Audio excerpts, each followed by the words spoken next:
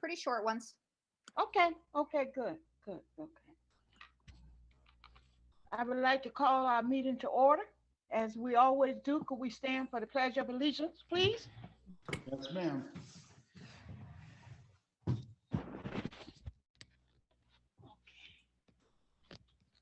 I pledge allegiance to the flag of to the United States of United States of America America, and to the republic for which it for which stands, it stands, one one nation, nation, under under God, God, indivisible, indivisible, with liberty and justice for all. Thank you. Ernest, before you start, could you get rid of the agenda on the screen? It's more annoying than third. Yep, thank you. I'm sorry, I didn't hear what you said. Oh, that's okay. Thank you. Okay. Okay. Roll call, Kate. Joseph Britton, Present. Rachel Chalesky, Here. Kate Canetta, here, Gladys Cooper, Here. Lauren Daly, Here. Joe De Silva, present. Catherine Hodgson is absent this evening, Rich Janelli, Here, Kathy Molinaro, Here. Al Russo, Present. Amy Spallino. Here. All right, that's Okay. 10 present, 1 So absent. we have 10 that's present and 1 absent. Dr. Sanders, do we have any recognitions? Not at this time, Madam Chair. Okay, okay. Kate, will you do the public participation statement that we read at our meetings every meeting? Certainly. The board welcomes public participation and asks that comments be limited to 3 minutes. The public may offer objective comments of school operations and programs that concern them. The board will not permit any expression of personal complaints or defamatory comments about Board of Education personnel and students, nor against any person connected with the Danbury Public School system. Due to the unique nature of the COVID-19 crisis and the limitations of technology, members of the public who are Danbury residents are invited to send brief comments and questions via email in advance to dps_public_BOE@danbury.k12.ct.us. Thank you, Kate. Sandy, we'll go into the comments. Sure. First comment is from Patty Alessandro. I am writing to ask the board to give families with special needs students who were granted the schedule of 4-day in-person learning in October a timeline for when this schedule will begin now that students have returned to their school buildings. While the special education teachers and paraeducators have been working incredibly hard since September with their students, distance learning can be especially challenging for this population. Navigating Google Meets and receiving necessary services online can initiate frustration and be an ineffective way to measure and meet the required objectives stated on a student's IEP. While mainstream academic students may have found other forms of socializing safely during this time, for many special needs students, being in school with peers is the only form of social development. Allowing special needs students to begin in person on a hybrid schedule after Thanksgiving was the beginning of making up the fragmented in-person special education services lost since March. Many surrounding districts with the hybrid learning model see the importance of 4-day in-person schedule for their special needs population, and I hope the board can quickly work with the school administrators to do the same for Danbury's special needs students as well. Next comment is from Oswaldo Chen. First, I would like to thank you for your service and for all the hard work you put in by making sure that our children's needs are met. Second, I write in support of the new school budget proposal. However, in considering that for many years our beloved public schools are being defunded, I wish you would have proposed a higher amount. Third, you as elected officials must do everything in your power to protect your public school system. Our public school system is the jewel of our democracy. I am committed to support and protect our public schools, and I strongly oppose charter school funding in the Connecticut budget. And Ms. Cooper, I am just refreshing to make sure there are no comments, and we are all set for the night. Okay, and if somehow someone comes in a little late, Sandy will go back if we look at the time, okay? And Okay, thank you so very much, Sandy. you're welcome. Next on the agenda is the consent calendar. Amy, would you do the consent calendar, please?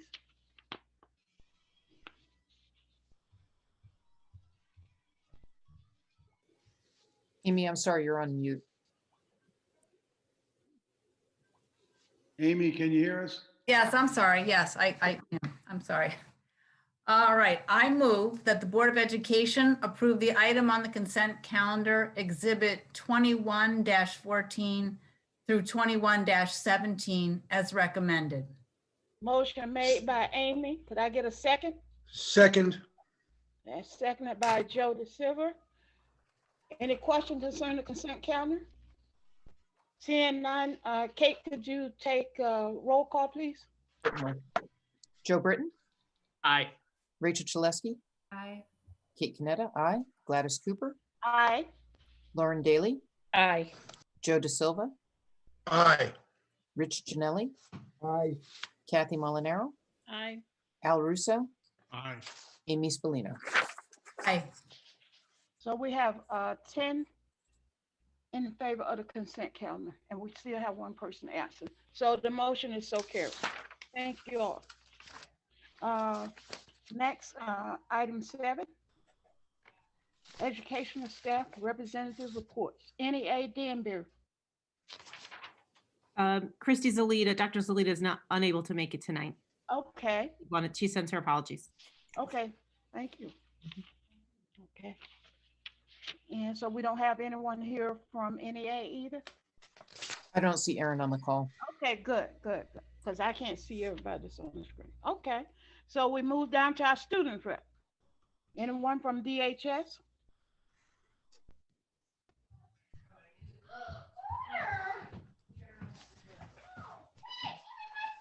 Anyone from ACE?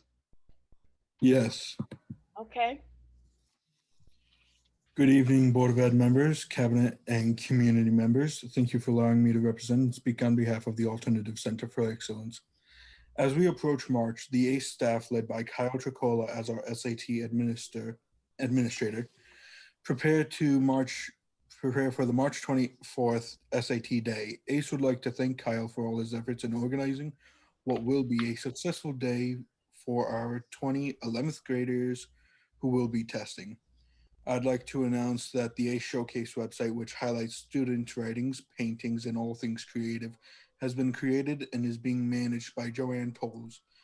Joanne and her poetry students are already planning our annual spring coffee house, which will be a venue for students and staffs to read original pieces of poetry, display artwork, and host musical performances. We would like our creativity to be on full display on our Alternative Center for Excellence YouTube channel. ACE would like to publicly acknowledge and congratulate our January Students of the Month, Chris Pius and Brianna Villani. Both students are ninth graders that are new to the ACE family this year and have excelled and engaged consistently throughout the first semester. Lastly, ACE would like to congratulate our most recent Student of the Week award winners, Laura Medina and Xander Wixon. Congratulations to both of you, and keep up the great work during the rest of semester 2.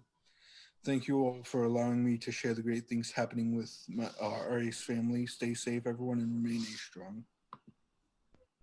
thank you, Christopher. Okay, do we have any of our other students? I want to go back. I don't want to miss anyone. No one here from DHS. Okay. So we move down to action item 9. Mr. Britton, would you like to make that motion?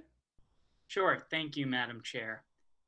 I move that the Board of Education authorizes the chairperson of the Board of Education and the superintendent of schools to approve the final plans, contract specifications, and cost estimates for the Ellsworth Avenue School Addition project and the associated Board of Education space 034151BE and sign the SCG 042 forms for submission to the state of Connecticut for approvals. Motion made by Joe. Could I hear a second? Second.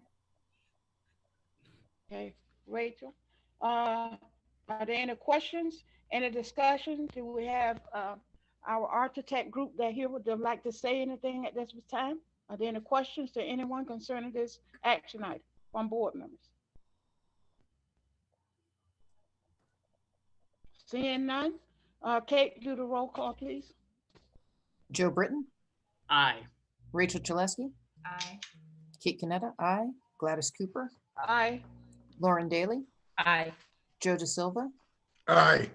Rich Janelli, I'm going to abstain only because I didn't get a chance to go through the information. I was working with the budget, so I apologize. thanks, Mr. Janelli. Kathy Molinaro, Aye. Al Russo, I also abstain because of the budget. and Amy Spallino. Aye. Okay, that's 8 ayes, 2 That abstentions, one we have, 1 absent. yeah, so the motion is so carried with the 2 abstentions, okay, and the 1 absent. Okay, so the motion is carried. Thank you for attending. I'm sorry? I was just thanking the city folks and architect for attending, for being Oh, present. okay, I was just getting ready to say that and thank the Sites and Facility Committee for putting their meetings together and bringing the information and having their workshop on, I think was last week. And if I make the wrong date, it's because we've been having a lot of meetings and, you know, sometimes we forget, but thank everyone for the input and to help making this move forward. Thank you so very much.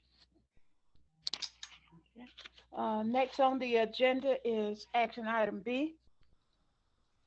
Kate, I will make a motion that the Board of Education adopt the superintendent's fiscal year 2021-2022 budget as presented for submission to the mayor as required by city charter.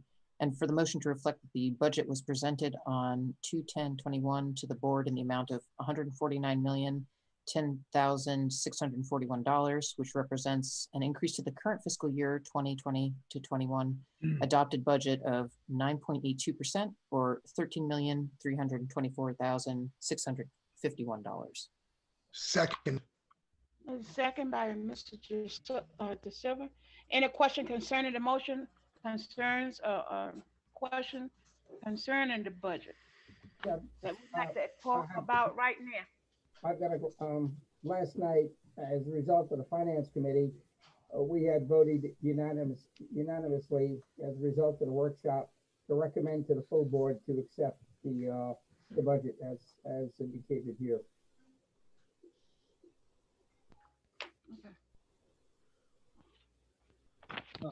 Cooper? One point of further discussion, Madam Chair. Yes, Mr. I'm mistaken that we got our final version of this budget today at 5:40 p.m. Yes, yes. I was just getting ready to say that. Okay. I have some things to say as well. I do too. Okay, could we ask our question? Who was first? Go ahead, Amy. Well, I just wanted to say that I really appreciated the PowerPoint presentation that we saw last night and the explanations that we heard about each category. However, I do wish that we had more time to discuss what we will actually be able to include once we take our budget to the city and we have the final number that they'll be giving us. You know, I don't, this is the 4th year I've been doing this and it just feels very rushed. I don't quite understand why it's like this. I know we've had an unprecedented year with the schools, and yet I just feel that it's a rush, and that then once it goes to the city and we possibly, every time I've been here so far, we don't get everything. And I think that's pretty typical across the state, across the nation. But then what will we do and how will we, with all the, we heard last night, all the needs, you know, what will we really be able to afford then? You want to address that, Dr. Sal? Well, I think it is the nature of what we were doing and in terms of the information. And normally after the board gives us the okay, then we produce the booklet that everybody gets and goes to the city hall. That you will be getting between now and when Mr. Cavo decides the recommendation of the budget to the town, then we'll have an idea of what it is that we're going to spend. Amy, that's always the the catch in this thing. Last year, we were able to, we knew earlier because there wasn't a vote. So we were told basically what we're going to get. And then we braided it. I guess we'll do the same thing this year. One, we talked about this today as a cabinet, because as you know, we have the grant. And if you look at the grant, I sent you the governor's notes today. He divided Danbury over 2 years on our $10 million, somehow included it in the ECS. I don't know what that means, but we'll have to look towards, as you just said, whatever we wind up getting, then, how do we get the things we talked about last night? That's the creativity of trying to use the Alliance grant, which, by the way, in the governor's message, looks like we're going to get as much as last year. At least my first reaction. We got to study it some more.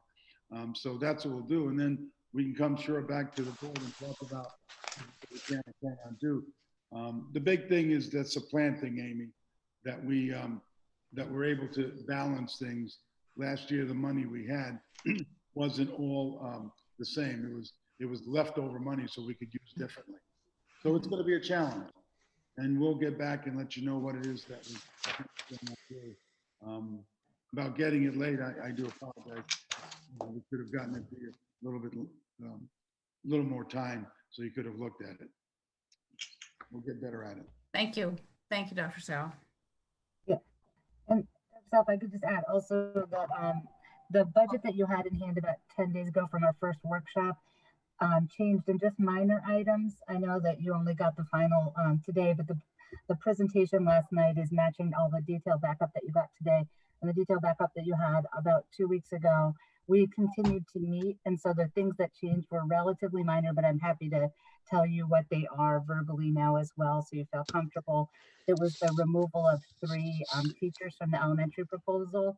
It was consolidating a category for the curriculum and programming support with humanities. So the dollars didn't change there, but the 2 categories got collapsed, and we added $10,000 for an it's called a interventionist.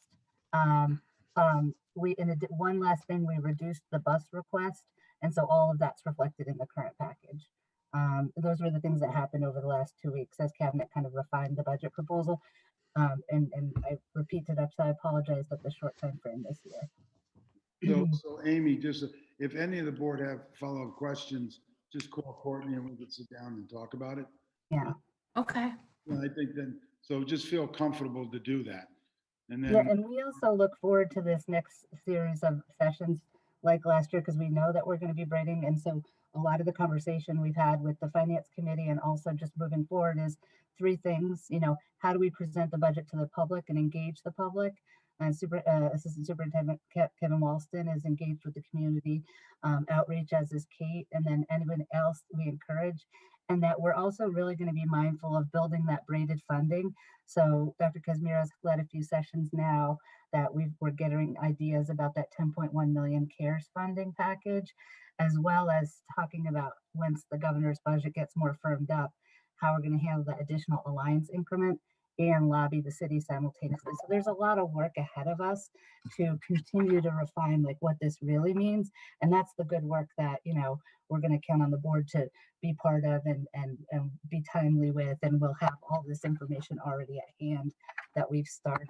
The CARES funding is a little quick. It's going to be a deadline of our initial submission of February 22nd. So we do have some work to do between now and then. And, we're glad to have your support in that work. Thank you, Courtney. Thank you, Amy. May I speak? No, I was just getting ready to call you. Oh, thanks. No, I just want to kind of echo Amy's concerns. I had the same frustration, and I expressed that, at our workshop. When we first got the budget just last week, it changed to the following workshop. The numbers changed, but also just the format. So there's really, it's difficult to see. It's just difficult to compare. And the braiding of the funds, I understand, that has to be done. But again, as I mentioned at our workshop.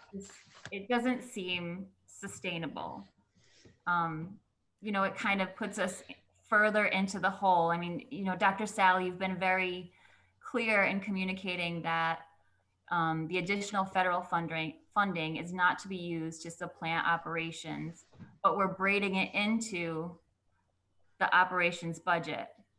And I understand there are a lot of moving parts, and you know, this was an unprecedented year. Are we all sick of that word? I think unprecedented.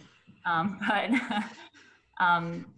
I don't feel, you know, as a board member, I don't feel part of the team that kind of helped to develop this. It was, you know, it's presented to us in a very nicely done. But I would just like to request more transparency and collaboration, you know, with the board. As a parent, of course, I want all of these things for our kids. And as a board member, I want all of these things for our kids. But this is also a tough year. Our community is struggling through a pandemic, and this is a huge ask. And so those are my concerns. I don't know that I'm comfortable approving something without having the binder before, you know, we're asked to approve it. Thank you. I will hope, Rachel, you know, and I know Courtney opened up her office or her telephone, you know, because we're not going into people's office right now, that the concerns that you raised last night, and if there's other concerns, you know, about this budget that you raised tonight, maybe a different type of conversation with Courtney and Mr. Janelli and Mr. Russo, or whoever you feel comfortable with, can answer some of those questions that, you know, we're having. And this has been a sort of a different year, but I've also been on the board to know that at certain points at times that we have received the binder down at City Hall. So, you know, things just don't work out sometime on time the way we would like to do. But I encourage you that if you know, continue to have questions, talk to Courtney, because I know she's. I apologize, Ms. Cooper and Rachel. I was under the impression that the binder is produced after the board votes, because that's when the budget becomes the budget to present to the city. And so I do intend to. Everything's ready to go once we get the vote from the board. So I would be able to produce that before it goes to the city. The deadline to the city is the first business day after Valentine's Day. So, you know, if it would make a difference, I can certainly have it to you this week. But we typically don't put that book together until, from my understanding, until after the board votes, because then we have the final budget to prepare. I understand that. Okay. So my question, my comment was, I have been in City Hall when the budget book was handed to us while we were sitting at City Hall. So that was my only comment. So if there's no other questions, anyone else have any questions? Joe? I'm sorry, Rachel, are you done? Go. I don't want to step on the end of your comment. Go ahead. No, it's fine. I just, I think that was Lauren, but. Oh, sorry. In previous years, we've been given, I thought we had we were given the binder beforehand. Maybe I'm mistaken. But I just, you know, if we're not given the detail, how are we supposed to vote on something? But so normally, normally the budget, there's pages in the budget book that can be done. And then until like we move things around, sometimes we'd get tonight's meeting and the board would say, you need more X here or that. And then they would manipulate, redo the budget, put those pages in the budget book and then try to get it out. I think maybe we start the finance committee a little earlier next year when we know that. So people, you really want to talk about it, because when you say what goes in the budget, so much of it is, you know, just moving forward. We know what they are, particularly when we have contracts that we've already negotiated. It becomes those other items, Rachel, that people begin to figure out what do we need to move ahead, and that's after that move ahead budget. But if we have this finance meeting, I think I could ask earlier, then we could start talking about, this is what we're thinking about, why. And that'll show up in a budget book down the Yeah. road. And the pages that I shared ahead of time were the detail, they're as detailed as they come. These are the ones that I gave you last Friday. It breaks it down to the object level, the account level. But if there's something more specific, that you'd like to see in future, like before we produce the book, then I'm more than happy to produce it.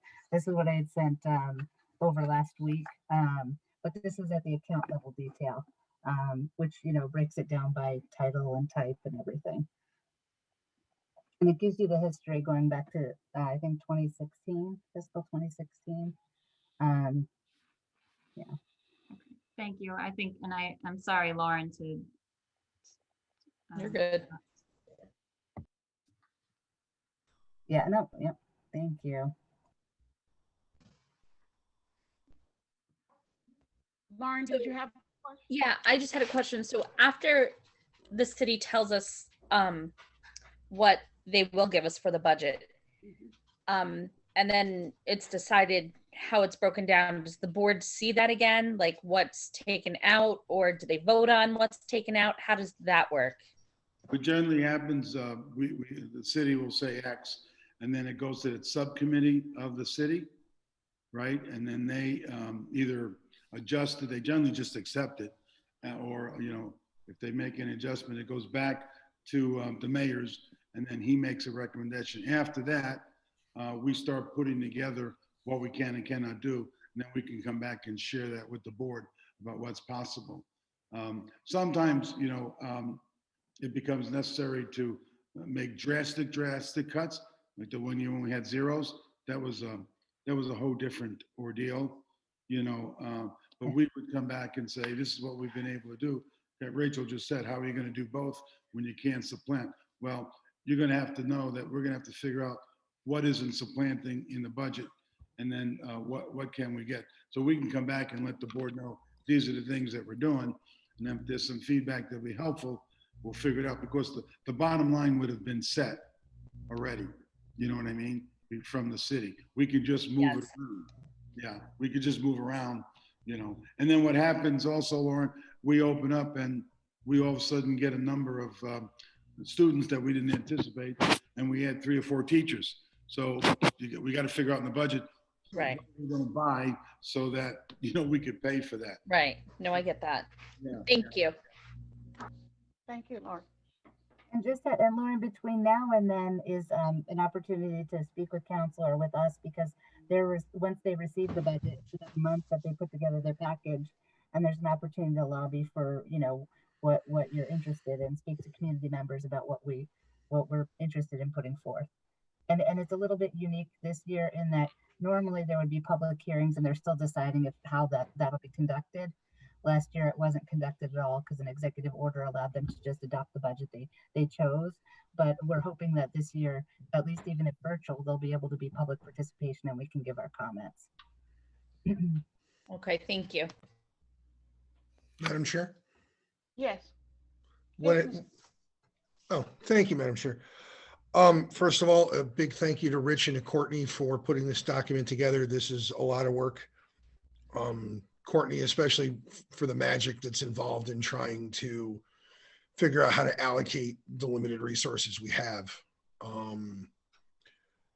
Sadly, I expect we'll need to braid funding again going forward this year. I agree with Rachel. This is a big ask in this budget for sure, just like it was a big ask last year. A significant part of the reason why it's a big ask is because over the last decade, and Courtney, thank you very much for putting this slide in the presentation last night. Over the last decade, the board received, or our schools received, a 15% in the aggregate budget increase in a decade. That's why it's a big ask this year. It's a big ask this year because in 2011, the board got less than a 1% increase. In 2012, it got a less than 1% increase.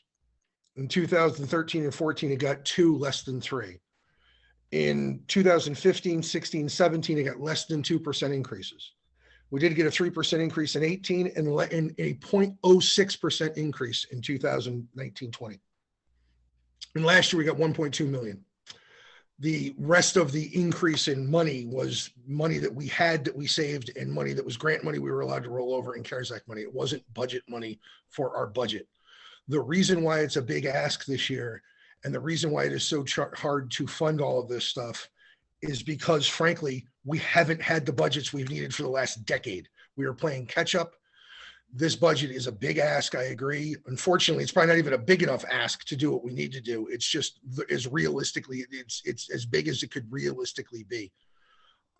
Thank you, Courtney. Thank you, Dr. Sal, for putting this together. I agree. It's a big ask. We wouldn't need to be it wouldn't need to be as big an ask if we had kept up for the last decade. Unfortunately, now we are stuck playing catch up at the worst possible time. But unfortunately, we don't have a choice. We have to catch up. That's why I'm supporting this budget. Thank you. Thank you, Jeff. Madam Chair, I'd like to respond to that. Yes, Mr. Russo. The numbers I have in front of me, we're talking that 15 million, it was going to talk about over a 2 mil increase in our tax. 15%. I think we've acted responsibly in the past. And I heard a 48 or $50 million. Oh yeah, okay. Double our taxes. There you go. Thank you. I think we've acted responsibly in the past. We will act responsibly in the future. We just can't have everything we want. So we've been practical. It's worked, and we have continued to move ahead. Thank you. Thank you, Al. Any other comments? I have one. Yes, Kathy. I understand, Al. I understand your point, and it's going to be tough to ask for this and get all of it because people will say my taxes will rise, but it's our job as Board of Education members to advocate for the kids.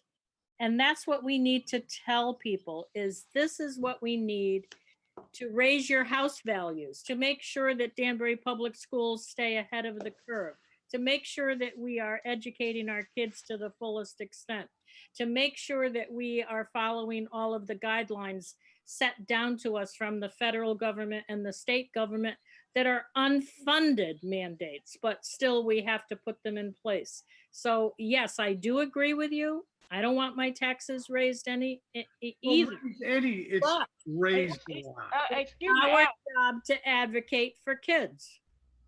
Thank you, Kathy. I appreciate what you're saying. I do understand, and I do understand that we are advocating for our children. I just say we can't take that side of the argument. We have to stay on the side of the kids. Being said that, I will vote in favor of pushing this budget forward.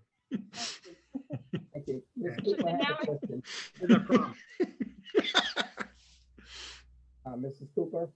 Yes, Mr. Janella, I raised you. Okay. Thank you. I'd like to ask Dr. Kazmara to repeat her statement that she made last night because I thought it hit the nail on the head relative to the need for us for the funding and the building of the foundation. And if we don't continue to get as we ask for, the issues that it's going to present in the future. I mean, here's a person who's involved in the trenches, understands the curriculum, and can basically tell you what the impact is on our staff and what they're trying to do with very limited resources in the past. And if we continue that, then what are the consequences going to be relative to what we're looking to do ahead? So, Kara, if you would just again reiterate your points that you made last night, which I thought were very, very strong and good about the lack of funding in the past. Sure. And thank you, Joe, for kind of outlining the last couple of years. And, it's no secret we haven't been funded to the level that we've needed to be funded. But we have very creative and innovative people who have been working with the best that we can put forth for the kids. One of the main concerns, I think about, we had this little conversation about the technology before we got started about flip phones and jest, but it took a pandemic to get computers into the hands of all of our students this year. And that shouldn't be the case. So the silver lining in the pandemic was that we brought technology into our district for the first time at a level that our students deserve and that our teachers deserve. And we're still working on it. We have a lot of pockets and things to work on, but it took a pandemic to get there. And these outside funds that came in a one-time fashion. To sustain that approach, we're going to need continual funding, okay? Google Chromebooks have a lifespan of 3 to 4 years max, 2 to 3 optimum.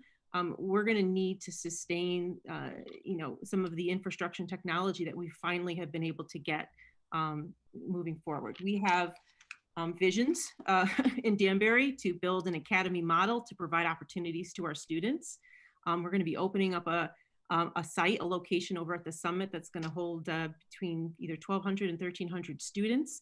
We're going to need to outfit that with staff members and equipment and things moving forward to provide for the resources that we need to give our kids.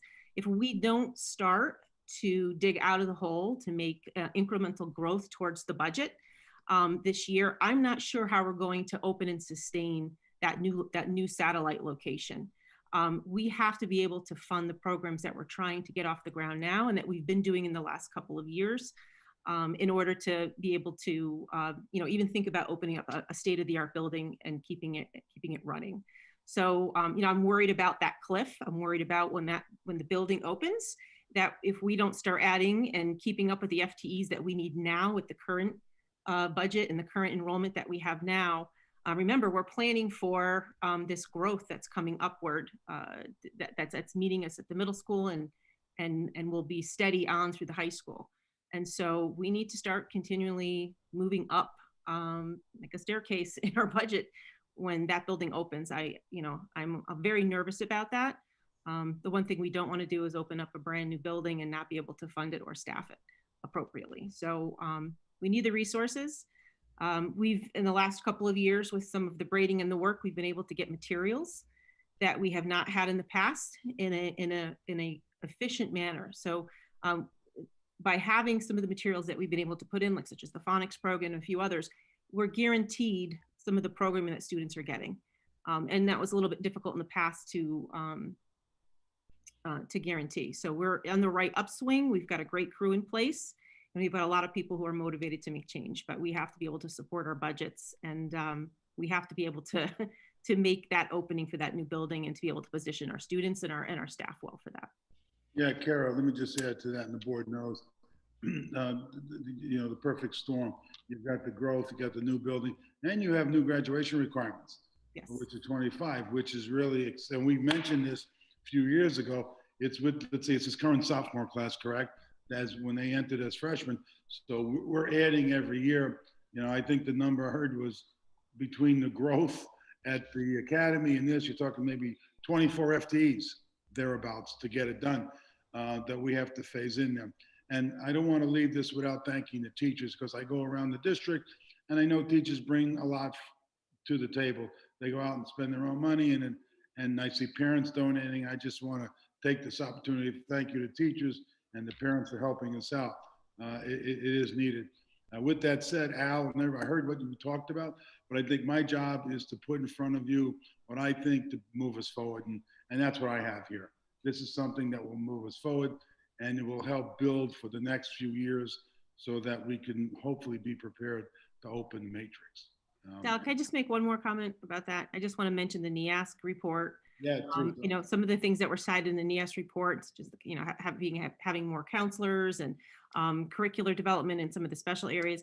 A lot of the things that were cited are a direct result of things that we have been unable to get over the years that have built up and that were cited in that report. And so we need to, rectify those components, and we need to continue to support our programs and address the enrollment that keeps coming down the way.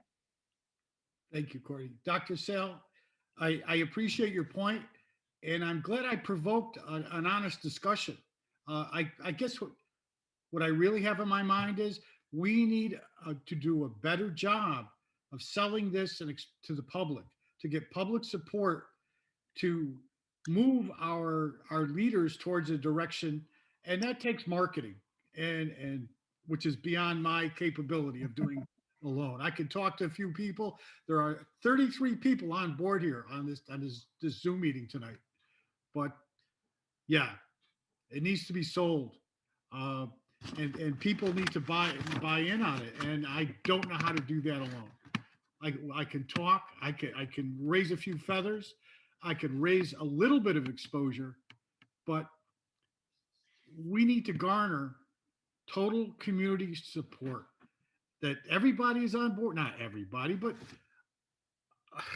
the majority is on board with the movement that we want to accomplish.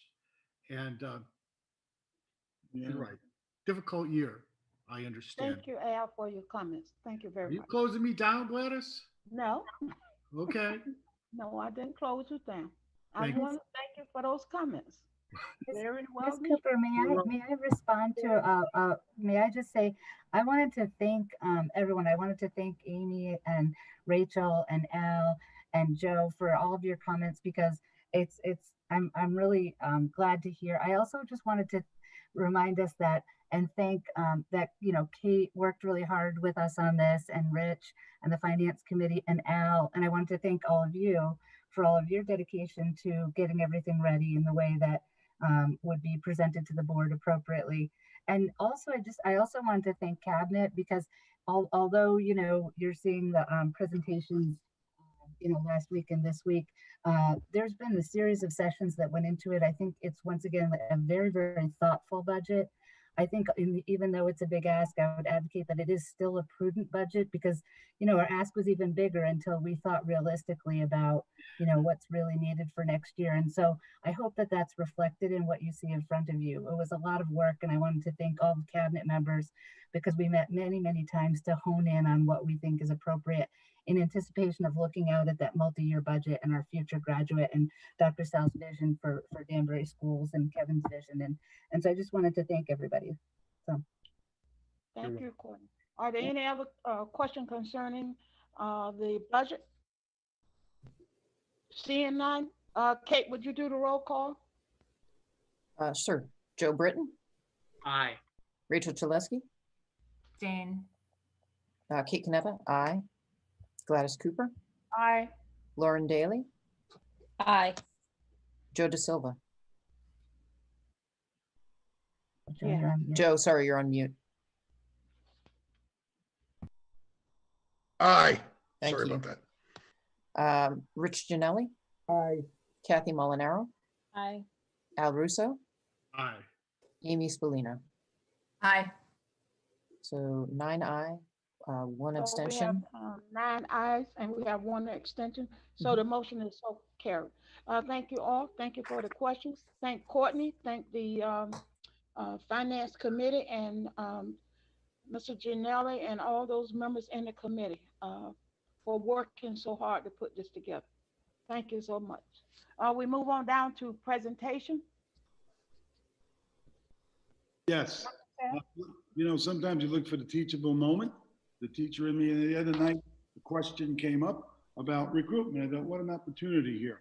And I happen to be talking to Rod Pody, and we've got some things I'd like to share with the board, because I think you'll be happy to hear about the workings that we're doing with WestCon, and I call it the Grow Our Own program. Rob, are you here? Yes, I'm ready to share. So is everybody ready here? Don't you have a spouse that works for us somewhere? Yep, she's doing her corrections upstairs. So, Rigs over at Morris Street. Being a teacher these days is a 24-hour job. So, you thank her.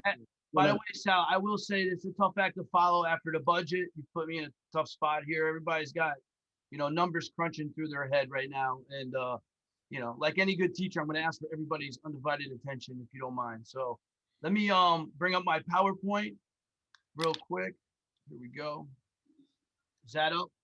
Yeah, go ahead, Rob. Can I get a yes? Are we good? Okay, excellent. So on behalf of Western Connecticut State University and the pre-collegiate and access programs, I want to thank you for this opportunity to come before the board, talk to you a little bit about the partnerships that we've had with the school district for over 20 years now. And so what I'm going to do tonight is go over our department and the programs that we have within our department, And then I also have Dr. O'Callahan and Professor Huertas here that teaches our pipeline program, and they can talk a little bit about our teaching pipeline, as Sal was mentioning about grow our own. So first slide. Here we go. So we've really grown our own here, at Western Connecticut. So we have our Excel program that services rising 7th and 8th graders. We are looking to expand that program. Currently, we're serving 37 students. We want to take that to 75 so that we can service 25 in each one of the middle schools. We did expand that quite a few years ago with the West Side Middle School, which was a good thing. And that, again, that services rising 7th and 8th graders. We also have our Upper Bound program for our 9th through 12th graders. That is a grant provided by the U.S. Department of Education in DC. That services students that are first generation or low income students with a small percentage of academically at-risk students. And then what we've done with that program is we've sort of branched out and opened up our minority bilingual teaching pipeline. This is for, our Grow Our Own, which we're going to talk a little bit about here. We are in our 7th cohort. I'm happy to say last year, one of our graduates that went through our dual enrollment program in the high school, then got their degree at Western Connecticut for Education, is now working in the Danbury school system. And I'm proud that worked. And we're looking at having 2 to 3 more graduates this year of that program, graduates of college with the education degree. And then our newest program, which is in its 3rd year, is our computer science pipeline. We have roughly 15 to 20 students in that program. That program is similar to the teaching pipeline, where students treat it as a dual enrollment, elective credits at the high school, and they'll get 3 college credits. Moving over to our college programs, we have the Educational Achievement and Access Program. This is for incoming freshmen, for first-year students at WestCon. Where we give them some tools to make sure that they can get through. We are taking applications now. I work with admissions to see if students qualify for that. And we're in the process of doing some interviews through that program. And then our last program is PASS, Promoting Academically Successful Students. This comes from the Department of Higher Ed in Hartford. This program focuses on students of color that are on academic probation and getting them off of the academic probation and into a major with the right GPA so that they can achieve their academic potential. So that sort of rounds out our programs, at Western Connecticut through the pre-collegiate access programs. I'm going to go to the next slide now, but while I do this, I'm going to introduce to you Dr. Katie O'Callahan, who's a professor, chairperson for the Educational Psychology Department at Western Connecticut, and Professor Huertas, who teaches the pipeline program for WestCon. I'm going to turn it over to them right now. Thank you, Rob, and good evening, Chairwoman Cooper and members of the board. And on behalf of the department, I especially want to thank Dr. Sal and Mr. Walston for all they have done to support the program. For those that are new to the board, this program was the very first of its kind in the state of Connecticut, so truly innovative. And we began in 2015, and the state liked the program so much that it became the blueprint for all the other programs in the state. And the purpose of the program is to grow our own teachers for Danbury. So we recruit from Danbury juniors and seniors who have an interest in teaching. And then they come through our Danbury Fellows program, and they receive 3 credits of university credits, which are funded by the Pre-Collegiate and Access Program. And the department funds the course instructor. And they actually get teaching experience in Danbury Public Schools. And some of them say to us, well, now that I've had the experience, I don't know if I want to go into teaching, but we've planted the seed and they may come back to it. Many of them are bilingual, which is in such a desperate need for our schools. And as Rob alluded, we have, it's already coming to fruition in that this fall we had our very first completer of the Danbury Teaching Fellows Program, who is now a third grade teacher at Pembroke. And this May, we'll be graduating even more from this pipeline program. So we're very excited to be working with the district to recruit our 7th cohort beginning in 2021. And we look forward to working with the district leadership to expand it even further.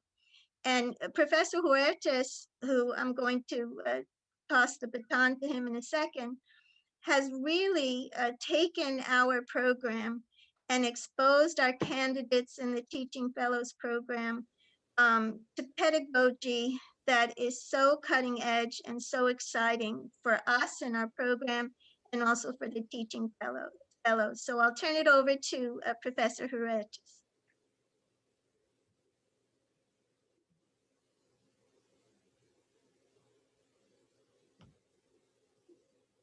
Hector, you're muted.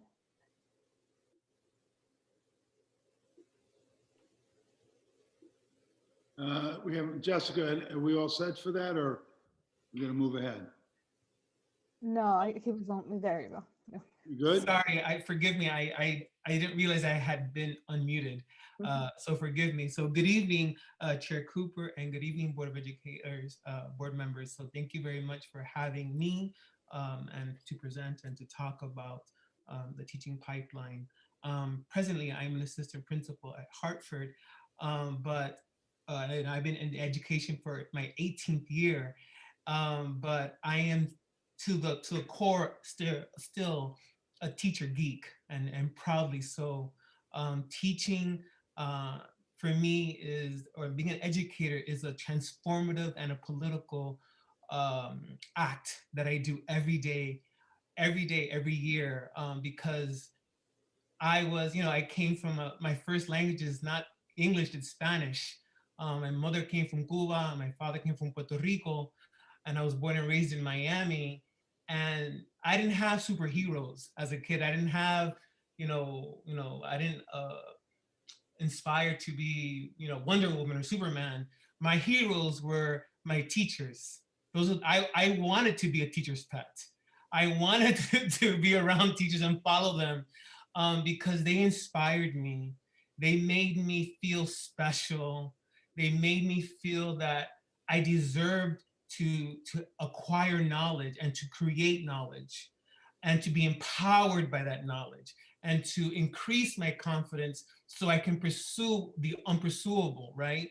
Here I am, I just turned 50 last month, and I'm just, a year and a half away from earning my doctorate. My parents couldn't even have the language to provide that to me, but they instilled in me, through my parents and my teachers instilled in me that I had the possibility. And isn't that what we really do want for our kids, to have that will and that desire and that agency to act upon what they desire? And so what I do in these two classes is try to provide that kind of context to our students of color, to all of our students, so that what they thought was impossible becomes now possible. What becomes a pipe dream becomes the reality. Here I am in 2021. I'm an assistant principal at a school. I have an office, and I can help people transform their lives. And it becomes not only a job, but it's my vocation. It's my vocation. I do this from corazón, from my heart. And I try to do that for the kids in the pipeline so that they can be that transformative agent for those students too. Because if I open that door, I have to keep that door open so more people can come in, because they have to, I can't close that door behind me. I always must leave that open. And I keep those courses available. I have these courses so that that conversation is not only had, but it sustains them so that they can go on further in the future. So I'm sorry that I got a little bit too excited about this stuff, but this is my love. This is where Hector grows. And so thank you very much for listening to me, and may you have each of you an enjoyable evening. Thank you. Thank you for being excited about education, and thank you for being excited about working with the young people and telling them that they can go as far as they want to go. Thank you very much. Thank you, Chair Cooper. Rob, you have more? Sure. So, what I wanted to do next is introduce to you Jessica Cornell. She is our assistant director of our department. And the programs that I talked about earlier, actually, I'll go back to them, the Excel program, the Upper Bound program, the teaching pipeline, as well as the computer science pipeline. We are in the process of recruiting right now and increasing some of those numbers in the middle school program, as well as in the teaching pipeline as well. And I'm going to turn it over to Ms. Cornell to talk to you about our recruiting efforts so that you guys can now be our messengers to get the word out so that we can get as many students reviewing their applications as possible. Thank you, Rob. Good evening, Chairperson Cooper and members of the board. I thank you for the opportunity to address you all. So, Can you hear me? Jessica, can you hear me? yeah, we can hear you. Can you hear Tell me? the board what you did before you did this job? Oh. So I was actually an educator. I was teaching at Westside Middle School, Spanish, and then Rob recruited me so we can help create more teachers. So yes. So Rob took you away from us. Is that what I hear? Yes. I just wanted the board to realize. And where did you go to school? Where did you go to high school? So I went to Danbury High School, and then I went to Westcombe for my undergrad and Central for my master's. And I'm actually in my second year for my doctoral degree. So hopefully We're things so work proud out. of you. We are very Thank proud you. of you. Appreciate it. I wanted to know what you were about. Oh yeah, thank you so much. I really appreciate that. And this is the reason why we love our programs, because I was a student in the program. I came from Ecuador at the age of 12. Parents didn't know English. I didn't know English myself, and I was a student at the Upper Bound program at the high school level. And now I have the honor of working and helping other families who maybe are in the same boat, who are the first ones to go to college, who maybe come from low income backgrounds, and teaching them that things are possible, that they can make it to the college piece, and they can go to any college that they want, not necessarily Western. So we're currently recruiting for rising 7th, 8th, and 9th graders. We have reached out to all the middle school counselors. They know about our programs. We have a great connection with them. We also have reached out to some community programs in Danbury, such as the Jericho Partnership, or some of the churches. And we're having our first info session on Friday from 5 to 6 virtually. So we would love if you know of anyone in the public schools, or if you know, or any other organization that maybe can share that information, definitely reach out to us, check our website.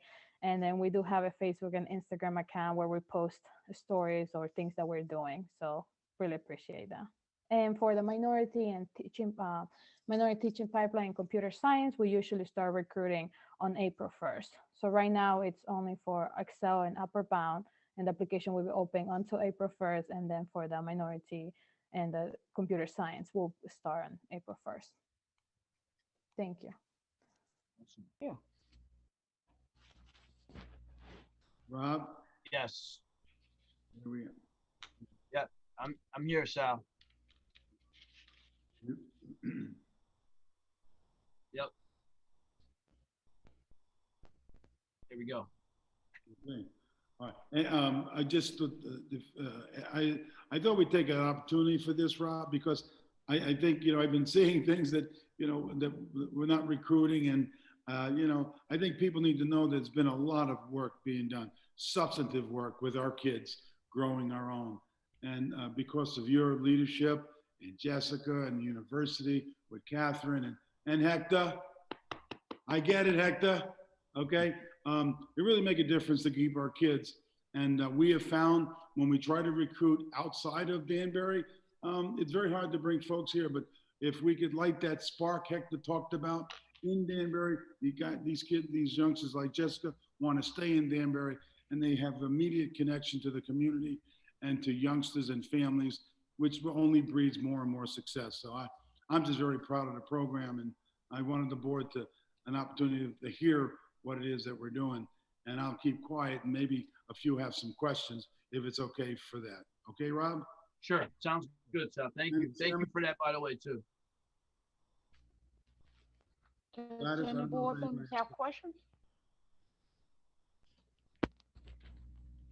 Oh, come on. One, yeah, thank you, Kate.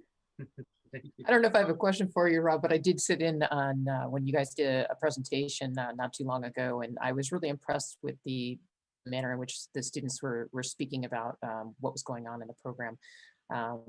You guys are turning out incredible incredible students, and I just want to commend all of you on the work you're doing, because I think it's going to make a big difference as we continue to put our efforts into this. Thank you. Yep. Yeah, Kate, thank you. You know, one of the things I want to say I'm most proud about of my staff, that includes everybody, you know, from our secretary to Ms. Cornacci at the high school as our site advisor, and to Ms. Zuccarado who's working, is we had a 7-week summer program during COVID. You know, we are the typical bread and butter of our program is a 6-week summer component that would start 2 weeks after, you know, they're done with high school. And then we would run through the summer and give them the month of August off. Last year, we gave them some time off. Then we ran a 7-week summer component that butted up against the academic year. And so we haven't stopped moving. We did do the teaching pipeline last summer and in the fall. So that continued to move forward. And I think that's what puts us in a good position today, in April 1st, to recruit some more for that teaching pipeline as well. So again, you know, we're all educators. I hired all educators. Now that I think about it, you know, Jessica, you know, has a master's in education. Hector has a master's in education. I have a master's in education. So I think that helps us a lot in the job that we, and Katie, of course, I'm sorry, you know, but you have a master's in education, you know, and that helps us a lot to get this job done, you know, because we understand students and we understand teachers, understand the counselors and everything that we're going through. And I think that really helps us out a lot. And I know. I have a question to ask. Go ahead, Kathy. When you are recruiting the students, they come through, how do you recruit them? I mean, Well, I'll give you an example. Rob, why don't you talk about what we're going to do next week or in 2 weeks? I'm doing a lot in 2 weeks. Which with the students, with the students that have graduated, we're going to interview. Sure. Yeah. So I mean, question. Yeah, but are they recommended by, who are they recommended to? So there's many different ways. So Jess will talk about one way, I'll talk about another way. You know, through the Excel program essentially services as a feeder program to the high school component.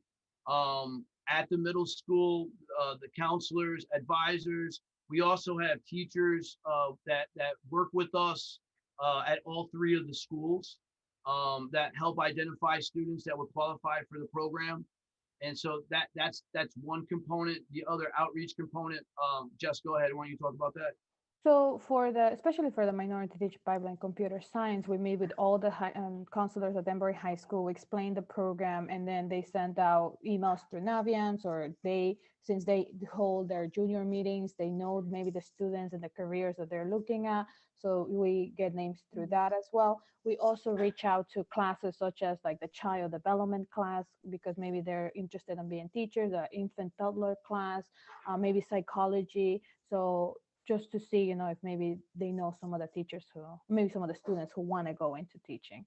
And I mean, before COVID too, we would go in the cafeteria and just have a big sign, who wants to earn 3 college credits? Because that's the main thing, you know, they earn 3 college credits for. And how is it funded that they earn the credits? So it's a partnership. Yeah, it's definitely a partnership between, you know, both the schools, the Westcon, as well as our office. So I mean, is it through grants? Yep. Yes. Okay. Yep. Okay. So the origination of the teaching pipeline came from the Department of Education in Hartford. It came in through seed money, and I worked with, you know, Sal and Bill, you know, when Bill was here, to try to secure some of that seed money. The problem with seed money is that it tends to dry up, right? And they expect for the district to absorb the cost. Because I do have a federal grant that targets students, and they believe in dual enrollment courses, because the data shows if you have a dual enrollment course, you're more likely to go to college. and complete college. And that specific grant, the goal is for students to go to college and complete a 4-year degree within a 6-year span. So that's one of the things we have to report out on our performance report and things like that. So, you know, that's how we've done some of the recruiting. If that answers your question. Yep, that's fine. Thank you. Excellent. And how about this? And coming to the Board of Ed and talking about it, and hopefully you guys, spread the word as well.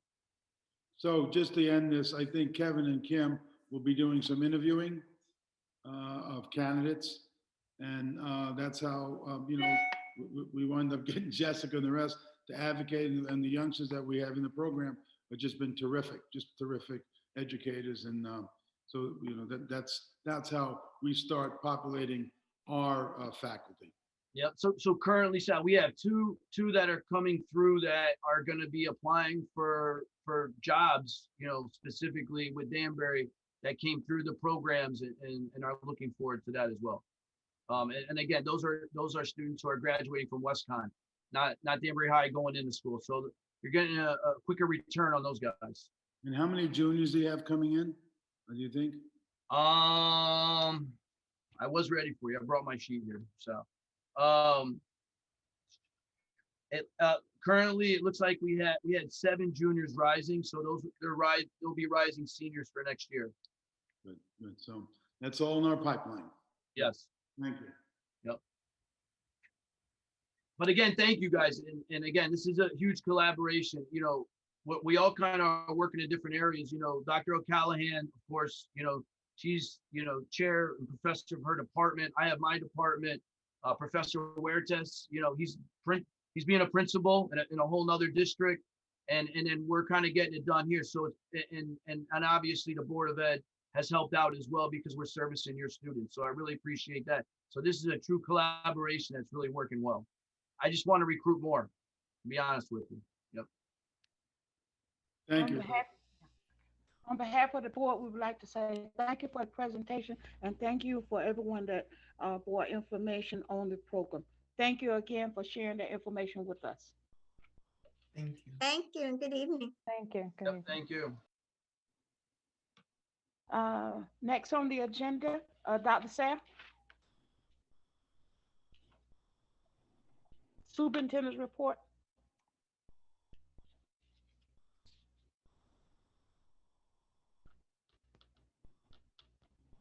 Giselle, you're on mute. Yes, I'm on mute. Thank you. Best part of me. You've heard a lot about the portrait of the graduate and things that we're doing. I think at some point we'd have a larger discussion about it.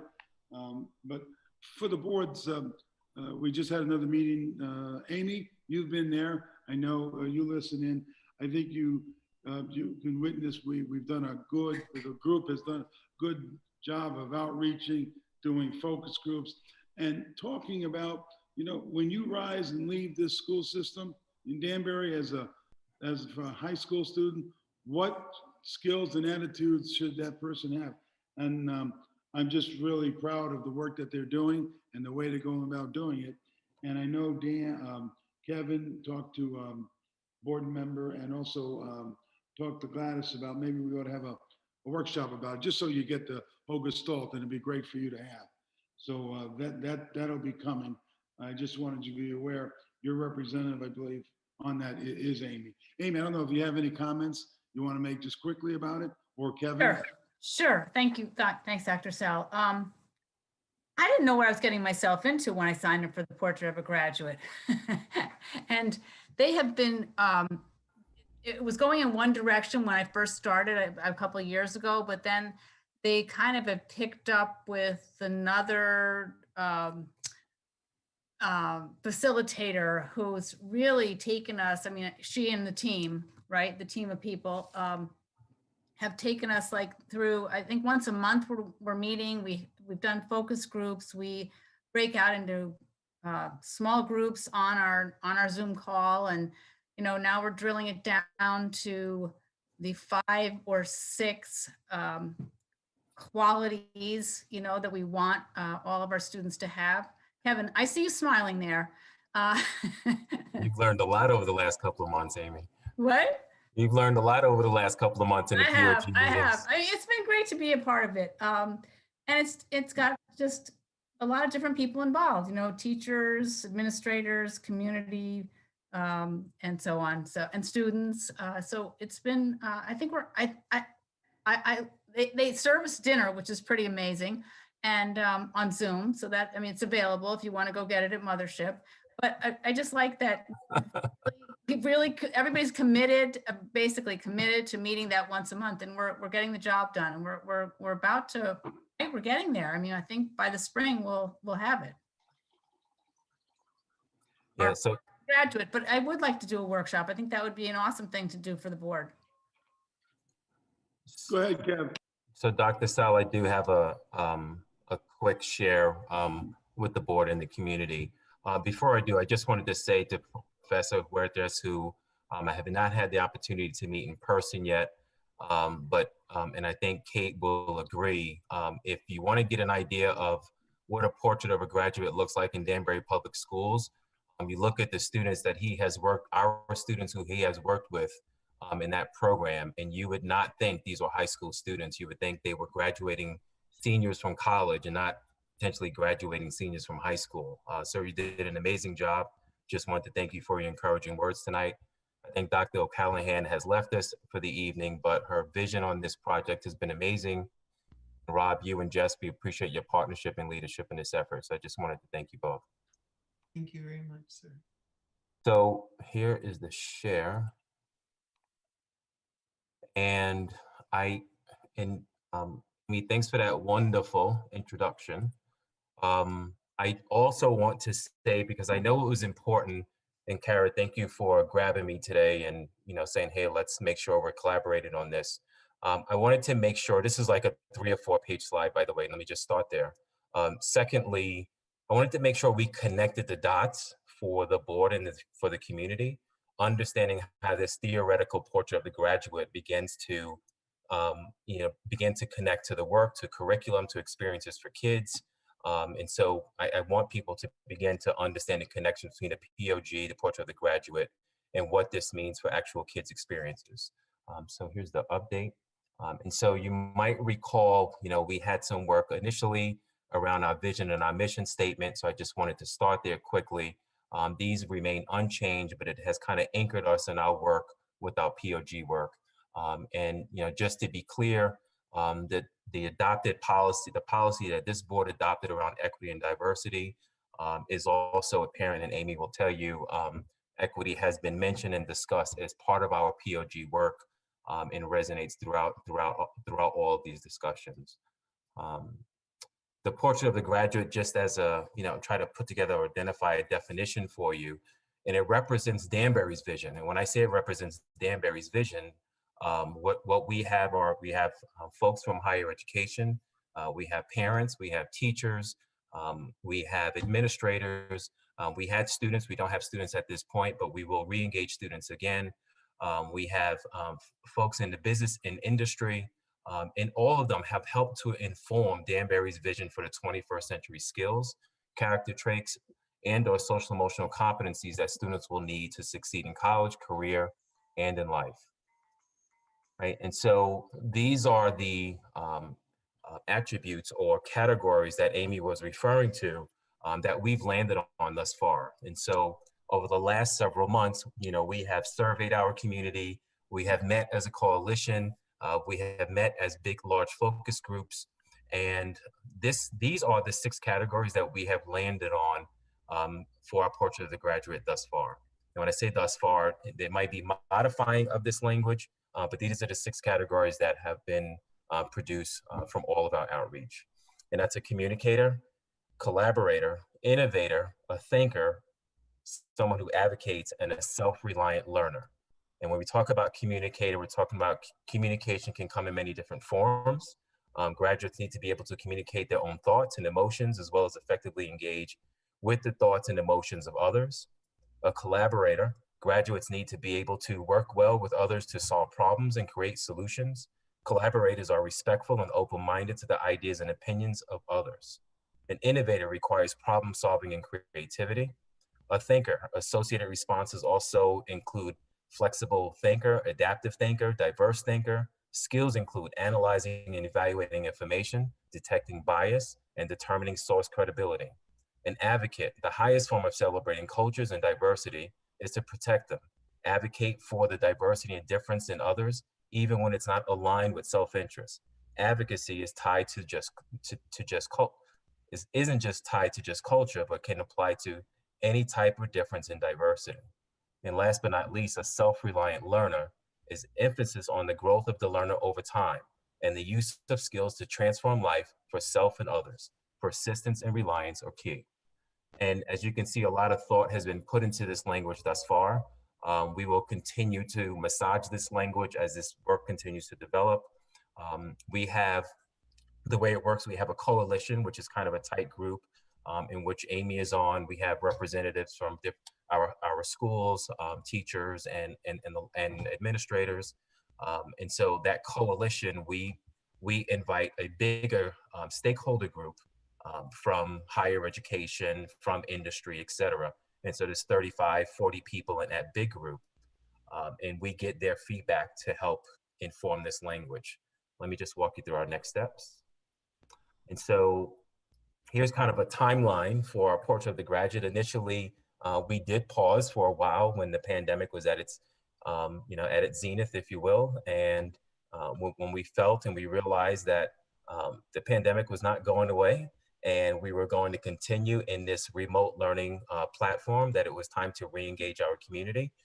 And we did, and quite frankly, I think we've had a lot of success. And so from now until March 1st, we will be engaging the community and focus groups to examine the categories and descriptors that I just shared with you. From March 15th, the coalition, we will have a big coalition meeting to look at the results of the focus groups to further shape the categories and descriptors. And so we'll get feedback from what I just showed you on a previous slide. And then the real exciting stuff begins to happen. We'll bring in a graphic artist and begin to discussion to help visualize what we've developed. We'll set up a second round of focus groups to be held before our April meeting. And then in April, we will use the results of the focus groups to finalize the categories and the outcomes, right? And so now this begins to slowly begin to look like a poster for the community and for all of our schools, and really begin to become something real that we will be looking to present to you soon. And May 4th, that will be our final coalition meeting to approve our Portrait of the Graduate and then talk about next steps. And in our next steps, we are proposing a board workshop for May 12th. That is currently an evening for a Board of Ed meeting, and we're proposing a workshop prior to the Board of Ed meeting. Our coalition members will be part of a presentation to the board and the community. And then we are asking that at the subsequent Board of Ed meeting that the board consider endorsing the proposed POG. Between May 12th and June 1st, we'll be finalizing action plans and action plan slideshows, and then we'll need to submit all of the materials to the Bar Foundation, who has funded this effort that we applied for. I think it's been almost 2 years now. And I wanted to make sure, again, connecting the dots to curriculum and experiences for kids, it was important that Kara and I, made sure we were connected on this presentation. So I'll hand it off to Kara now. Thanks, Kevin. So just to kind of, as Kevin said, to connect the dots a little bit, running concurrent to the work on the Portrait of the Graduate This flows into B in my report. I just want them to know it. Go ahead. Yes, okay. Running concurrent to the Portrait of the Graduate has been work on fleshing out the broader ideas behind the academy model that we've been talking about. And so, as we move ahead, we will start to have more formalized meetings with broader stakeholders around the academy model. We did do some exercises with the board, as you remember, to kind of dig into what that looks like, what that model looks like, kind of absent of talking about the building specifically. But as far as the academy model design planning is going, just to give you an update, we're currently, as you know, in collaboration with the state of Connecticut as a pilot school, working with representatives from the National Career and Academy Coalition. Connie Majik has been, she's the director of their professional learning, and she has been guiding our work. Our partnership with them will span over the next year or two. And we were on a sort of the standard timeline, if you will, for learning about the development of these academies and how to best position Danbury for them. As you know, the building and the timeline has kind of exacerbated our need to further our understanding in a way that's a little bit more concentrated. We reached back out to Connie and said, you know, is there any way that we can meet sooner and more often than with some of the other pilot districts in the plan that we have had in place? And she agreed, and she went back and came back with to us and said, hey, I have a partner, you know, would you be interested in working with Jay Steele? And we might be able to do some accelerated collaborations. And so the name kind of rang a bell for a moment, like Jay Steele. And turns out Jay Steele, he's actually the National Career Academy Coalition president, but he's also the mastermind architect behind the Academies of Nashville, which is a nationally recognized, White House recognized national model and transformation for education at the high school level. So we are extremely lucky and excited to engage with them. We have planning sessions tomorrow. So there's a small group of us that will be working, so collaborative effort between Danbury High School leadership team with Dan Donovan, Dr. Martins, myself, a few others, cabinet members, Dr. Sal, Kelly Truchas, and some additional assistants and curriculum administrators to get together to work all day with Jay and Connie in a very intense way in the next couple of days. So we're very excited about that opportunity. And so we're looking forward to kind of continually updating you on that. Once we get to this place, and how this ties in with Portrait of the Graduate, is that everything we do in the Portrait of the Graduate and with the Academy model design will be intertwined. So the attributes that Kevin mentioned before, so we want our folks to be good communicators, collaborators, innovators, thinkers, self-reliant. Thank you. I was wondering if I was going to pull it off, Kevin, because they've changed a few times. That how do we create opportunities and conditions through this academy model and K-12, pre-K to 12, for our students to shape our students so that that is the outcome.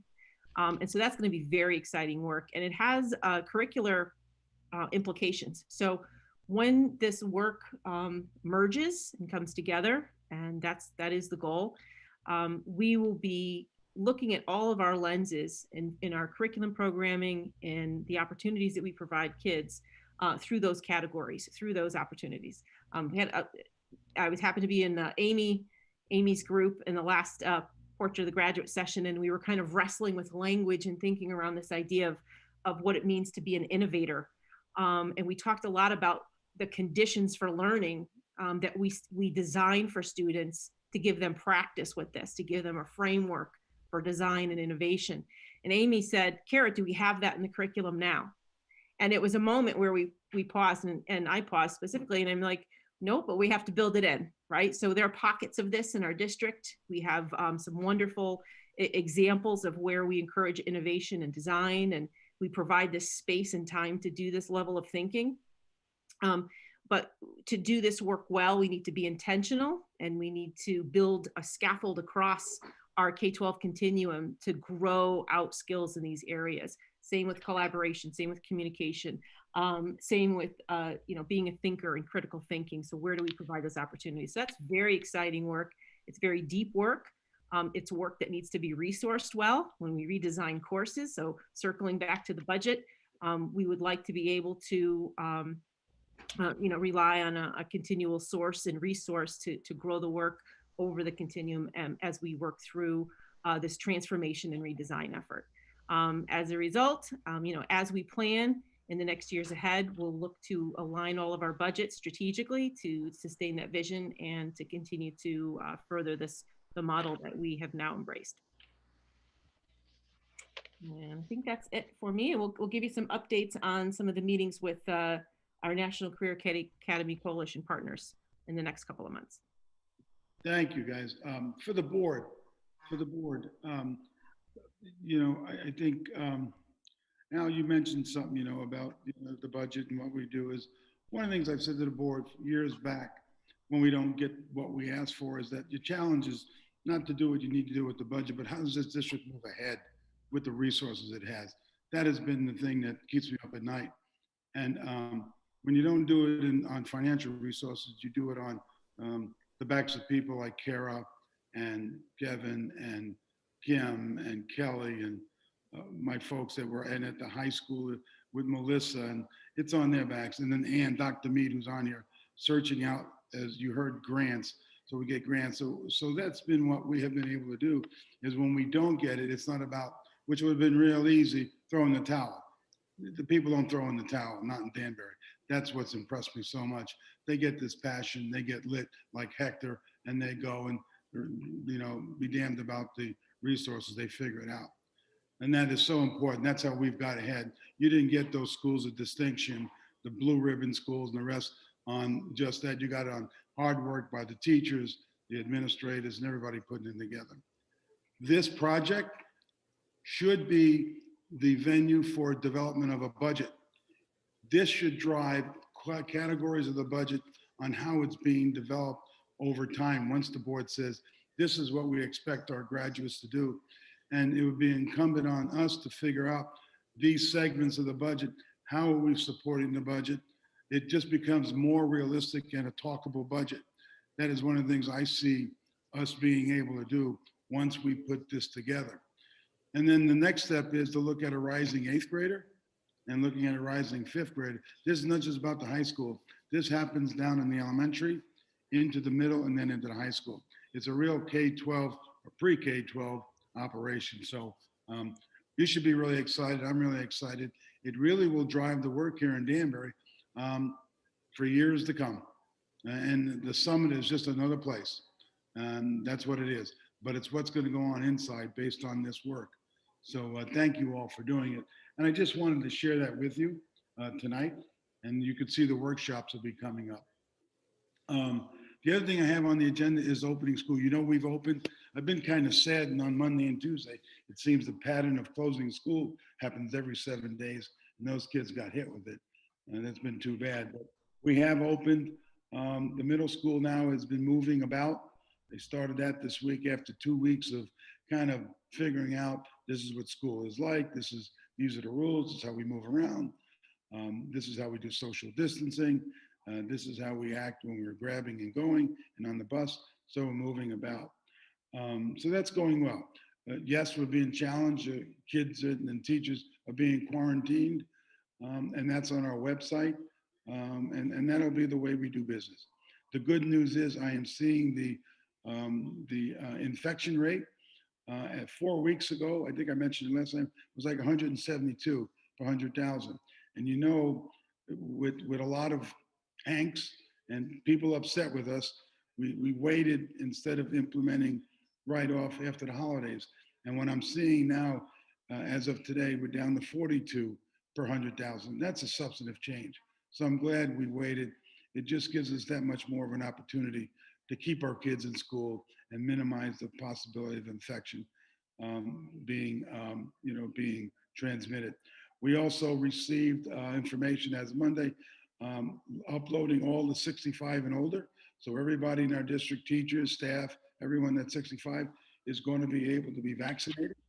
And that's happening. I know loading up right down the road. What we don't know yet, but we're told will be coming soon, whether it be the faculty and the rest other staff members that are under 65. And I'm hoping that happens sooner rather than later so we can move ahead. I'm hearing and just one of the improvements that Kara has been working diligently with is, you know, how do we engage the students that are on the hybrid that are at home? And she has some ideas on how we can do engagement, how we might be able to, involve them much more during the day. You all have to remember that when we put together our plan, we did it under best practice as of September. So we learned a lot. And I think what we're looking at is through that lens, do we have to make other modifications as we go ahead? And I think, we want to look at the things that are successful and practices that we can modify. I'm going to keep quiet and ask Kelly, because I know that was brought up about, you've been looking at your kids, and Kara might have a comment to make. So I'll start with Kara. Any comments about the opening that you'd like to make? We're still obviously, in the process of gathering feedback. We definitely, are working with folks to, implement in a way that is more meaningful to kids and the connections at home during the school day. So, how can we best support students during the asynchronous components of their day, while also still involving them to a reasonable degree to some synchronous experiences in the classroom.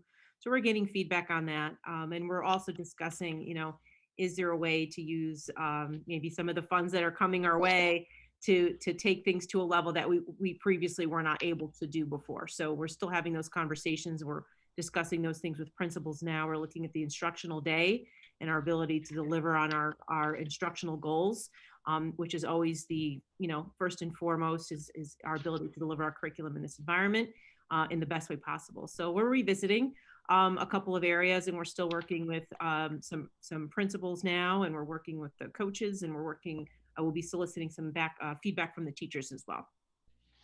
Kelly. Yes, thank you, Kara and Sal. So very similar to Kara, the goals across the special education department and related services departments are no different. We are looking to maximize instruction to students to make sure that they're making progress towards their individualized programs.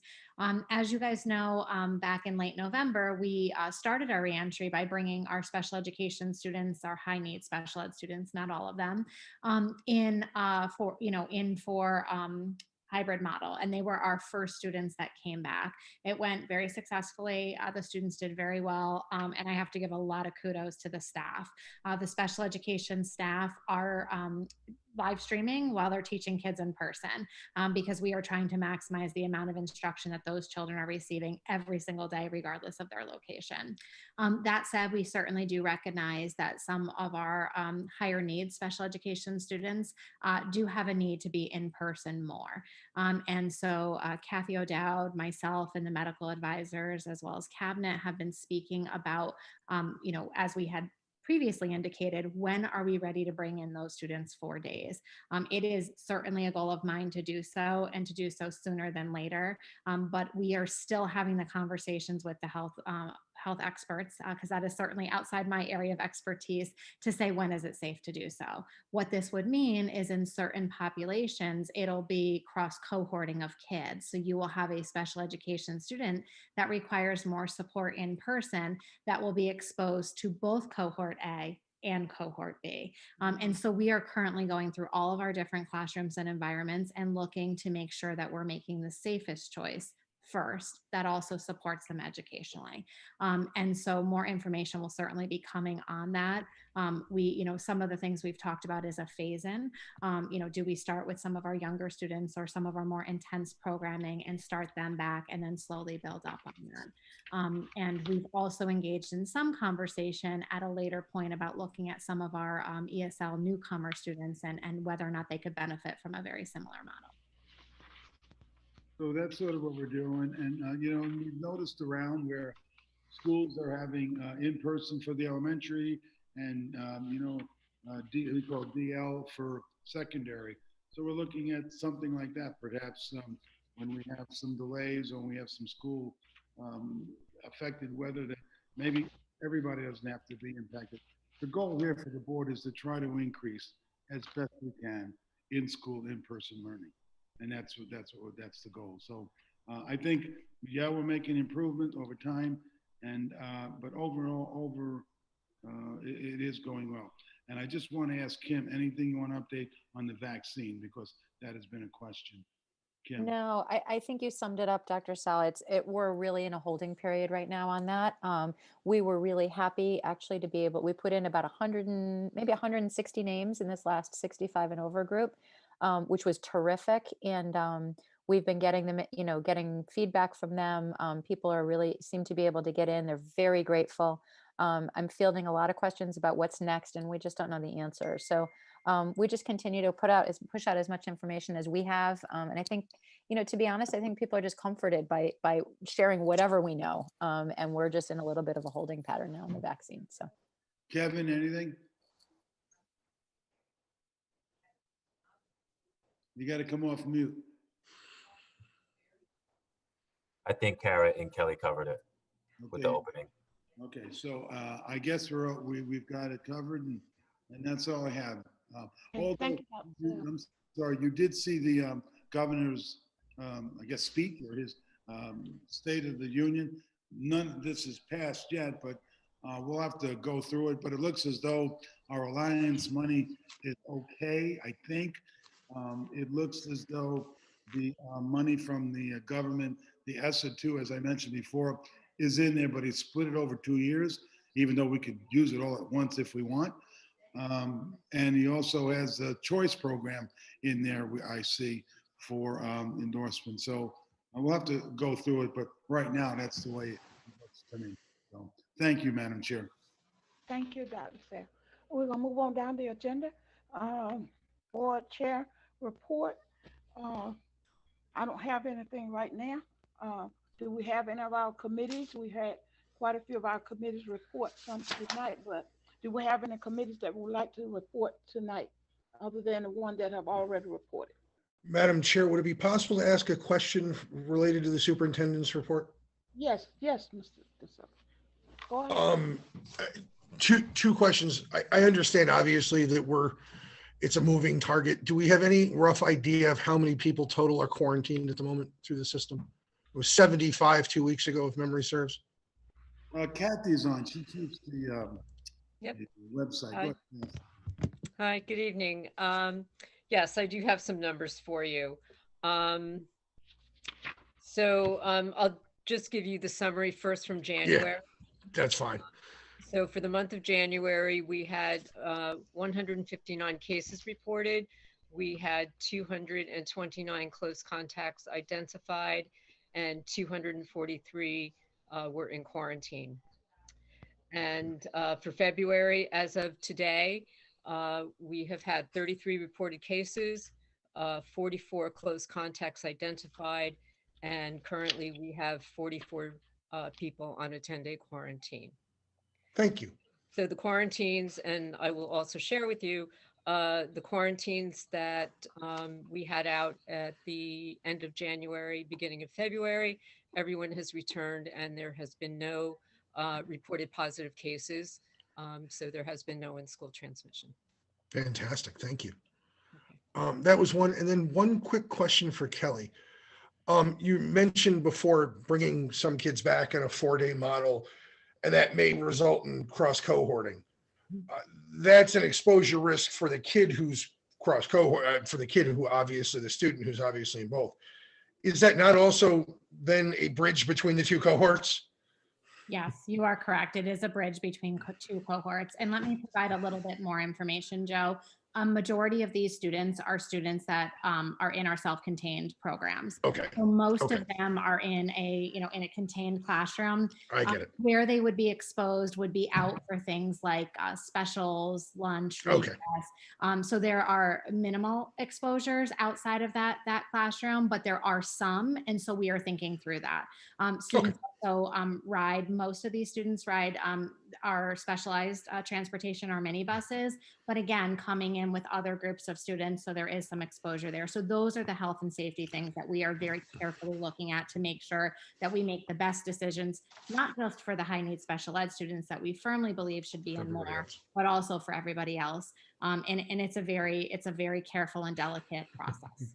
Sure. Thank you. That's it. Thank you, Madam Chair. Thank you. Are there any other questions? We'll move on down. I don't have a question, but I have some yes, right. committee updates. Okay. Just wanted to mention that the city building committee met yesterday.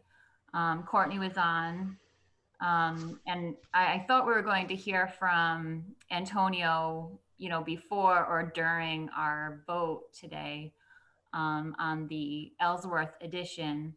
But just to share my notes, there are 3 phases of construction: general construction, FF&E, and playscape phase. They broke down, the projected costs of the school and the administration part of it. The grand total would be 11 million. Timeline is to get a final state review on March 2nd. Hopefully approval early April, mid-June, enter into a contract and begin construction, and then open for occupancy in 2022. I also was on the DHS PTO meeting on Monday. This was their second virtual meeting of the school year. There were about 37 participants. They're working on a beautification project for the campus. They purchased signage for the athletics entrance, one on the brick wall and another freestanding sign. If you haven't seen them, they're awesome. They look great. So they're going to continue that. And they're also focused on their seniors in order to keep spirits up. And they're also very eager to learn what the year-end activities will look like this year. So that's it. I also would like to have a policy committee meeting sometime soon. We have, just some basic things to take care of. And we have 2 SPED policies, I believe, that need to be updated. And then we really need to continue our the policy audit and get back into a regular routine of meeting monthly to continue that. So I don't know if now is a good time to kind of work out a schedule, but if we could start meeting soon. Mr. Walton, I don't know what your schedule is like, but could we meet as soon as next Wednesday?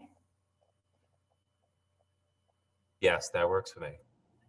And the policy committee members, does next Wednesday work?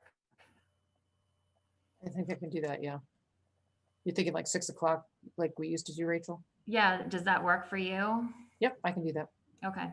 Is it still going to be on Zoom? Yes. Yeah, I can do that too. Yep.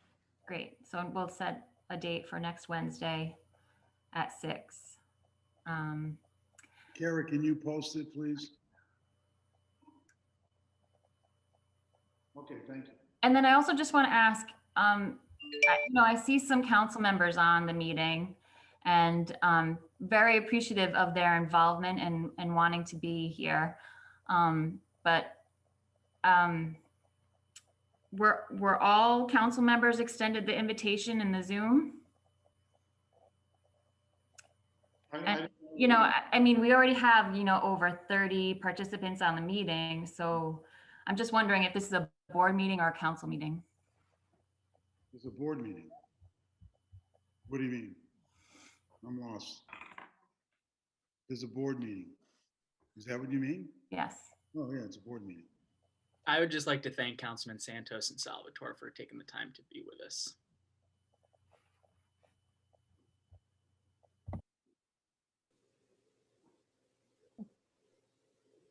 Okay. Anything else, Rachel? No, I think that's it. Okay, thank you.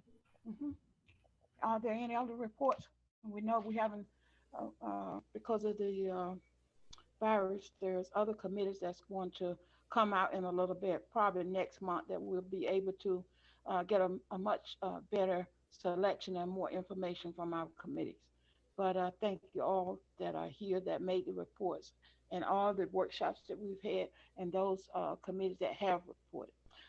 If there's no other discussion, I need a motion to move into executive session. So moved. Moved by who? This is Kate. Can I get a second? Second. Motion so moved. We're gonna move right into our executive session. I believe you have a separate There is Zoom a link. separate, there's a separate link that was sent to the board members, so we have to leave this meeting and then sign back on to the executive session link. May I interrupt before everybody leaves? Are we supposed to vote before going into executive session? Yes. Okay, I just want to make sure because I want to document. Yes. Well, I just made the motion, she could second it. And all in favor of the motion? Aye. So moved. Kara, did you just send out the link? I sent out the link earlier tonight around 6. We got it, Dr. Sal. Yep. Madam Chair, one question about the executive session before we go into it. Are we anticipating needing to take any action as a result of the executive session? No. No. No. No. Okay. Thank you. So everyone has the link? They've received the link. Okay, very good.